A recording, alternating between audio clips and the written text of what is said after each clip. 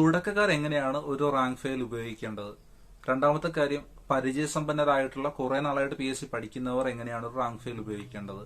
ഈ രണ്ട് കാര്യങ്ങളാണ് നമ്മൾ ഇന്നത്തെ വീഡിയോയിൽ പറയാൻ പോകുന്നത്. ഇതെല്ലാം ഈ രീതിയിൽ തന്നെ ചെയ്യണമെന്ന് യാതൊരു നിർബന്ധവുമില്ല. എങ്കിലും ഒരു സജഷൻ എന്നുള്ള നിലയ്ക്ക് നിങ്ങൾക്ക് വീഡിയോ തുടർന്ന് കാണാം. ആദ്യം പറയുന്നത് തുടക്കക്കാർ എങ്ങനെയാണ് ഒരു റാങ്ക് ഫയൽ ഉപയോഗിക്കേണ്ടത്. തുടക്കക്കാരെ സംബന്ധിച്ചുള്ള ഒരു റാങ്ക് ഫയലിന്റെ ഏകദേശം എല്ലാ ടോപ്പിക്കുകളും അല്ലെങ്കിൽ എല്ലാ പോയിന്റുകളും ആവശ്യമുള്ളതാണ്. അതുകൊണ്ട് തന്നെ അവർ തുടക്കത്തിൽ തന്നെ ചെയ്യേണ്ടത് റാങ്ക് ഫയൽ പഠിക്കുമ്പോഴത്തേക്ക് റാങ്ക് ഫയൽ വാങ്ങിക്കുമ്പോൾ ആദ്യം ശ്രദ്ധിക്കേണ്ട കാര്യങ്ങൾ എന്ന് വെച്ച് കഴിഞ്ഞാൽ റാങ്ക് ഫയൽ ചെറുതായിരിക്കണം എന്നുള്ളതാണ്. സിംഗിൾ വോളിയം റാങ്ക് ഫയൽ ആണെങ്കിൽ ഏറ്റവും നല്ലത്. സിംഗിൾ വോളിയം റാങ്ക് ഫയൽ ഒരെണ്ണം വാങ്ങിക്കുക.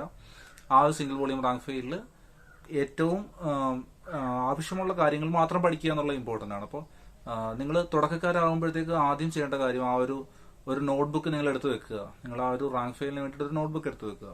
നോട്ട്ബുക്ക് എടുത്തിട്ട് നിങ്ങൾ ഓരോ പേജും പഠിക്കുമ്പോഴത്തേക്ക് അതിന്റെ നോട്ട്സ് ഉണ്ടാക്കി വെക്കുക. അപ്പോൾ ആദ്യം തന്നെ പറയേണ്ടത്, നിങ്ങൾ തുടക്കക്കാരാണെങ്കിൽ ഈ PSC ഒന്ന് പഠിച്ചു തീരാനായിട്ട് നിങ്ങൾക്കൊരു 5-6 മാസം സമയം എടുക്കും. ഈ ഒരു 6 മാസം സമയം നിങ്ങൾക്ക് എടുക്കും. 3 മാസം to 6 മാസം കുറഞ്ഞത് ആ സമയം നിങ്ങൾക്ക് എടുക്കും. പിന്നീട് അങ്ങോട്ടുള്ള ടൈം എല്ലാം നിങ്ങൾക്ക് പഠിച്ച കാര്യങ്ങൾ റിവൈസ് ചെയ്യാനും പിന്നെ റാങ്ക് ലിസ്റ്റിൽ വന്നിട്ടുള്ള താമസങ്ങളും റാങ്ക് ലിസ്റ്റ് വന്നിട്ട് നിങ്ങൾക്ക് അതിന്റെ വെരിഫിക്കേഷൻ, ഒരു എക്സാം കഴിഞ്ഞിട്ട് അതിന്റെ ഷോർട്ട് ലിസ്റ്റ് വരാനുള്ള താമസം, ഇങ്ങനെയുള്ള താമസങ്ങളൊക്കെയാണ് പിന്നെ ലേറ്റായി 2 വർഷം 3 വർഷത്തിലോട്ടൊക്കെ പോകുന്നത്. അത് നമ്മളുടെ ഈ കാര്യങ്ങളിൽ ഉൾപ്പെടുന്നില്ല. നമ്മുടെ കാര്യം എന്ന് പറയുമ്പോഴത്തേക്ക് നിങ്ങൾ പഠിക്കാൻ തുടങ്ങി ഒരു 6 മാസം കൊണ്ട് നിങ്ങൾ അതിന്റെ കാര്യങ്ങൾ പഠിച്ചു തീർക്കുക എന്നുള്ള കാര്യം മാത്രമാണ് നമ്മൾ പറയുന്നത്. 6 മാസം കൊണ്ട് കാര്യങ്ങൾ പഠിച്ചു തീർക്കുമ്പോഴത്തേക്ക് നിങ്ങളുടെ ആ ഒരു ഫയർ നിങ്ങൾക്ക്, ഇല്ലെങ്കിൽ ഇഗ്നീഷൻ നിങ്ങൾക്ക് അവിടെ വരണം. നിങ്ങൾ ചെല്ലുമ്പോൾ തന്നെ നിങ്ങൾ തുടക്കക്കാരനായിട്ട് 1 വർഷം ഇരിക്കാമെന്ന് ചിന്തിക്കരുത്. തുടക്കക്കാരന എന്നുള്ള രീതിയിൽ അപ്പൊ തന്നെ നിങ്ങൾ മാറിയേക്കണം. നിങ്ങൾ അപ്പൊ തന്നെ ഒരു പഠിക്കുക എന്നുള്ള ലെവലിലോട്ട് ഫുൾ ടൈം സ്റ്റുഡന്റ് എന്നുള്ള രീതിയിലോട്ട് മാറിയേക്കണം. നിങ്ങൾ ഉദാഹരണത്തിന് നിങ്ങൾ വർക്ക് ചെയ്യുകയാണെങ്കിലും നിങ്ങൾ ഫുൾ ടൈം PSC പഠിക്കുന്ന ആളാണെങ്കിലും നിങ്ങളൊരു ഫുൾ ടൈം സ്റ്റുഡന്റ് ആയിട്ട് മാറുക. അതായത് നിങ്ങൾ പഠിക്കുമ്പോഴത്തേക്ക് നിങ്ങൾ സ്ട്രോങ് ആളാണ്, ഇല്ലെങ്കിൽ നിങ്ങൾ PSCയിൽ സ്ട്രോങ് ആകാൻ തീരുമാനിച്ചു എന്നുള്ളൊരു കാര്യം ഉറപ്പിക്കുക. അപ്പോൾ അത് വളരെ പ്രധാനമാണ്. നിങ്ങൾ പഠിക്കുന്നുണ്ടോ ഇല്ലയോ എന്നുള്ള ഒരു ഡൗട്ടിൽ നിങ്ങൾ നിൽക്കരുത്. അത് ഭയങ്കര പ്രധാനമാണ് എന്നുള്ള പറയാൻ കാരണം, ചില ആൾക്കാർ പഠിക്കാൻ തുടങ്ങിയിട്ട് 6-7 വർഷമായിട്ടും ഇപ്പോഴും അവർ തുടക്കക്കാരാണ്. അങ്ങനെ ഒരു അവസ്ഥ നിങ്ങൾക്ക് വരരുത്. പഠിക്കാൻ തുടങ്ങിയിട്ട് 1 മാസം ആയുള്ളൂ, ഇല്ലെങ്കിൽ 2 ആഴ്ച ആയുള്ളെങ്കിൽ തന്നെ നിങ്ങൾ PSC നിങ്ങൾക്ക് ഒരു ആവശ്യമാണെന്ന് കരുതിയിട്ട് മുന്നോട്ട് പോവുക. അങ്ങനെ മുന്നോട്ട് പോകുമ്പോഴത്തേക്ക് നിങ്ങൾ തുടക്കക്കാരനല്ലാതായി മാറി തുടങ്ങി എന്ന് വേണം പറയാനായിട്ട്. തുടക്കക്കാരനല്ലാതായി മാറിയില്ല. കാര്യം മാറണമെങ്കിൽ നിങ്ങൾ അതിലെ കാര്യങ്ങളെല്ലാം പഠിക്കണം. ഇനിയാണ് റാങ്ക് ഫയലിന്റെ കാര്യം തുടക്കക്കാർക്ക് വേണ്ടി പറഞ്ഞത്. തുടക്കക്കാർ എപ്പോഴും റാങ്ക് ഫയലിന്റെ ഒരു പേജ് എടുത്തിട്ട് അതിന്റെ നോട്ട്സ് തയ്യാറാക്കണം. നോട്ട്സ് തയ്യാറാക്കുന്നതാണ് സിമ്പിൾ. കാര്യം അവരെ സംബന്ധിച്ചോളം ഈ ജേർണി കൂടുതലാണ്. വളരെ നീളം കൂടിയ ഒരു യാത്രയാണ് PSC എന്ന് പറയുന്നത്. പക്ഷെ 1 വർഷം 2 വർഷമൊക്കെ പഠിച്ചവരെ സംബന്ധിച്ചുള്ള യാത്ര ഇനി അങ്ങോട്ടുള്ള ദൂരം വളരെ കുറവാണ്. ഇതൊരു യാത്രയാണല്ലോ. ഈ യാത്രയിൽ ഇനി അങ്ങോട്ട് എത്ര ദൂരമുണ്ടെന്നുള്ളതാണ് പ്രധാനം. ഒരു തുടക്കക്കാരെ സംബന്ധിച്ചുള്ള ഇനി അങ്ങോട്ടുള്ള ദൂരം കൂടുതലാണ്. എന്താണ് ഈ ദൂരം? ദൂരം എന്ന് പറഞ്ഞു കഴിഞ്ഞാൽ നിങ്ങൾ എത്രത്തോളം സിലബസ് പഠിക്കാനുണ്ട് എന്നുള്ളതാണ് ദൂരം. അപ്പോൾ തുടക്കക്കാരനെ സംബന്ധിച്ചോളം ഒരുപാട് സിലബസ് പഠിക്കാനുള്ളതുകൊണ്ട് തന്നെ ദൂരം കൂടുതലായിരിക്കും. ഒരു പ്രോയെ സംബന്ധിച്ചോളം ഇനി കുറച്ച് മാത്രം സിലബസ് പഠിക്കാനുള്ളത് കൊണ്ട് ദൂരം കുറവായിരിക്കും. ഈ ദൂരം എന്ന് പറഞ്ഞ സാധനം തീരുന്നത് ഒരു റാങ്ക് ലിസ്റ്റിൽ എത്തുമ്പോഴാണ്. പക്ഷെ നിങ്ങൾ റാങ്ക് ലിസ്റ്റിൽ എത്തിക്കഴിഞ്ഞ് പിന്നെയും 2-3 വർഷത്തിനടുത്തോളം എടുത്തിട്ടായിരിക്കും ചിലപ്പോൾ ജോലിയിൽ കയറുന്നത്. അത് നിങ്ങളുടെ പഠനത്തിന്റെ കാലയളവിലോട്ട് കൂട്ടണ്ട. നിങ്ങൾ എഫക്റ്റീവായിട്ട് സ്ട്രോങ് ആയിട്ട് ഒരു ലിസ്റ്റിൽ എത്തിച്ചേരുക എന്ന് പറഞ്ഞു കഴിഞ്ഞാൽ ഒരു 50 താഴെ റാങ്ക് അല്ലെങ്കിൽ 60-70 റാങ്കിൽ നിങ്ങൾ എത്തിച്ചേരുവാണെങ്കിൽ നിങ്ങൾ അവിടെ സ്ട്രോങ് പൊസിഷനിലായി എന്ന് കരുതുക. ഒരു നല്ലൊരു ലിസ്റ്റിലാണെങ്കിൽ, എല്ലാ എക്സാമിനും അല്ല, എക്സൈസ് പോലുള്ള ലിസ്റ്റുകളിൽ ചിലപ്പോൾ 4-5 റാങ്കുകാർക്ക് പോലും ജോലി കിട്ടാത്ത അവസ്ഥ വന്നിട്ടുണ്ട്. അപ്പോൾ അത് അറിയാവുന്ന കാര്യമാണ്. എങ്കിലും സ്ട്രോങ് ലിസ്റ്റുകൾ LGS, LDC അങ്ങനെയുള്ള എക്സാമുകളും അതേപോലെ നമ്മുടെ കമ്പനി ബോർഡ് LGS പോലുള്ള എക്സാമുകളിലൊക്കെ നിങ്ങൾ 50, 60, 100 റാങ്കിലോട്ടൊക്കെ എത്തുമ്പോഴത്തേക്ക് സ്ട്രോങ് പൊസിഷൻ, ആ സ്ട്രോങ് പൊസിഷനിൽ നിങ്ങൾ എത്തിക്കഴിഞ്ഞു കഴിഞ്ഞാൽ നിങ്ങൾ അവിടെ സേഫായി. ഇപ്പൊ ഒരു റാങ്ക് ലിസ്റ്റ് എത്തിക്കഴിഞ്ഞാൽ നിങ്ങൾ സേഫ് ആകുക എന്നുള്ളതല്ല, ഒരു സ്ട്രോങ് റാങ്കിൽ എത്തിക്കഴിഞ്ഞാൽ നിങ്ങൾ സേഫായി. അപ്പോൾ ആ ഒരു കാര്യം നിങ്ങൾ അവിടെ മനസ്സിലാക്കുക. ആ ഒരു ദൂരത്തിലോട്ടുള്ള യാത്ര നിങ്ങൾ വളരെ സ്പീഡിലാക്കി തീർക്കുക. അങ്ങനെ തീർക്കണമെങ്കിൽ നിങ്ങൾ ഡെയിലി ഉള്ള പഠിത്തം കൂടുതൽ ഇമ്പ്രൂവ് ആക്കുക. അപ്പോഴും നിങ്ങൾക്ക് മടി എന്ന് പറഞ്ഞ സാധനം ഉറപ്പായിട്ടും അവിടെ ഒരു ഫാക്ടറായിട്ട് വരാറുണ്ട്. മടി എന്ന് പറഞ്ഞ സാധനം നിങ്ങൾ പൂർണ്ണമായിട്ടും മടി ഒഴിവാക്കേണ്ട ആവശ്യമില്ല. നമ്മൾ മടിയെ ശരിക്കും ഒഴിവാക്കേണ്ട ആവശ്യമില്ല. ഒരു ഉദാഹരണത്തിന് ഒരു കൂട്ടിൽ ഇട്ടേക്കുന്ന ഒരു കടുവയെ പിന്നെയും നമ്മൾ ചെന്ന് കൺട്രോൾ ചെയ്യേണ്ട ആവശ്യമില്ല.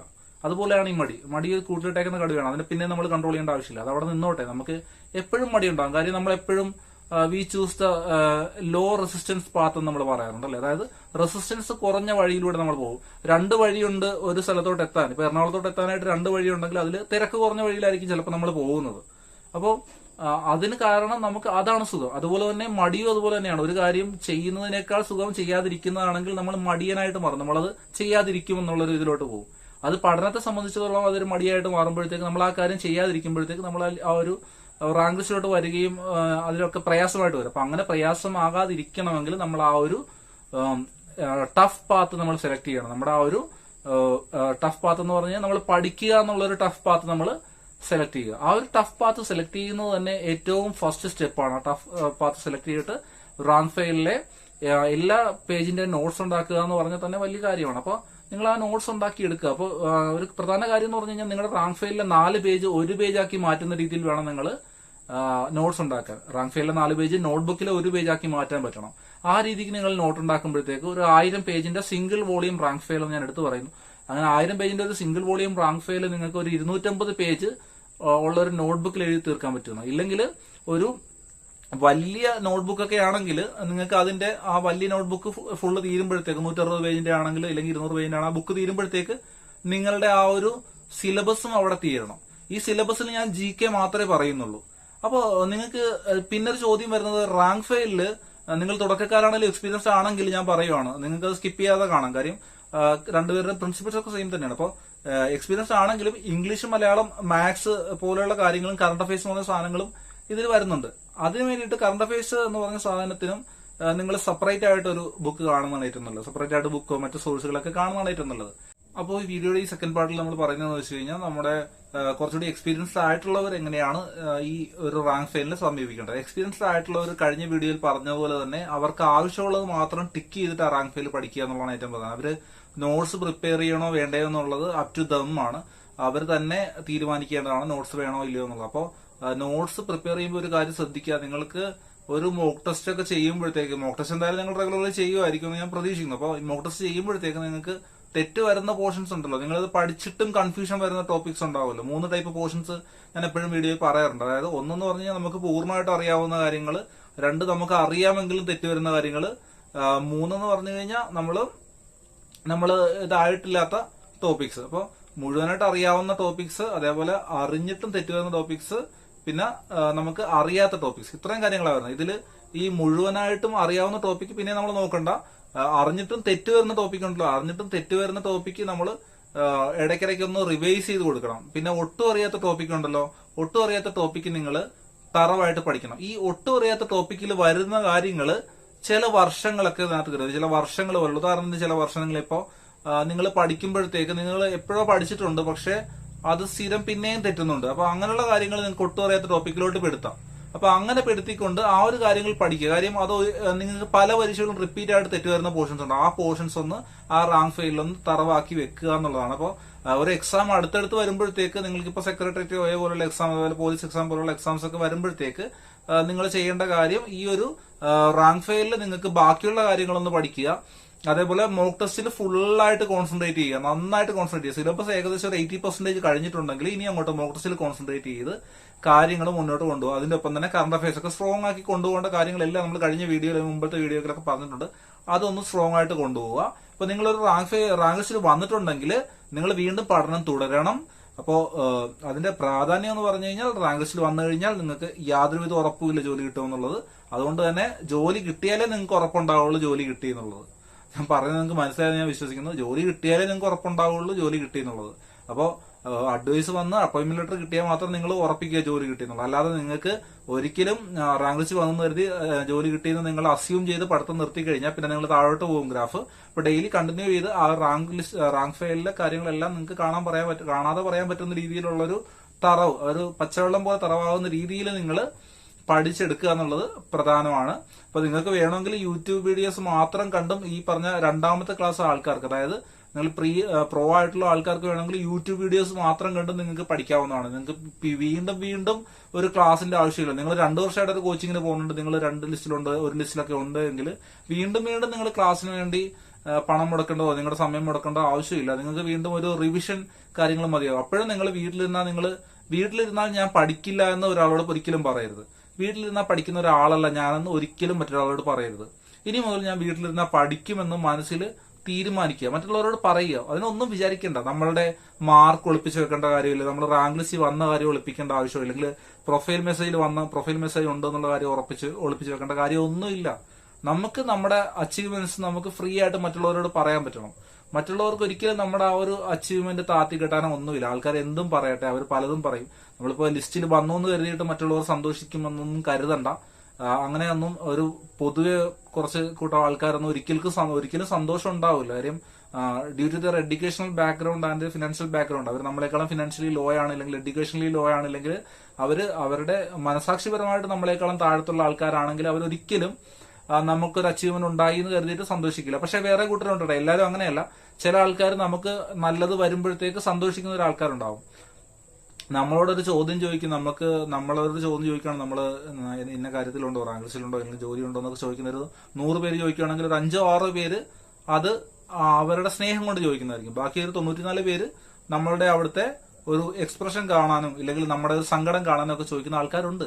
ഇത് നിങ്ങൾ ഇപ്പോഴും നിങ്ങൾക്ക് അതൊരു തെറ്റാണെന്നൊക്കെ തോന്നുമെങ്കിൽ അങ്ങനത്തെ ആൾക്കാർ ഒരുപാടുണ്ട്. പേഴ്സണലി നിങ്ങൾ പലർക്കും ഇത് കണക്ട് ചെയ്യാൻ പറ്റും, എല്ലാവർക്കും കണക്ട് ചെയ്യാൻ പറ്റിയില്ലെങ്കിലും. അതുകൊണ്ട് തന്നെ അവരെ കുറിച്ച് ഓർത്ത് പറയേണ്ട. നിങ്ങളുടെ പേഴ്സണൽ ഇംപ്രൂവ്മെന്റ് വേണ്ടിയിട്ട് നിങ്ങൾ റാങ്ക് ഫെയിലോ PSCയുടെ ആപ്പുകളോ ഇല്ലെങ്കിൽ യൂട്യൂബ് ചാനലുകളോ നിങ്ങൾക്ക് പറ്റുന്ന എല്ലാ കാര്യങ്ങളും, നിങ്ങൾക്ക് കിട്ടുന്ന റിസോഴ്സുകളെല്ലാം ഊറ്റി നിങ്ങളുടെ പഠനത്തിന് വേണ്ടിയിട്ട് മുന്നോട്ട് കൊണ്ടുപോകുക എന്നുള്ളത് ഇമ്പോർട്ടന്റ് ആണ്.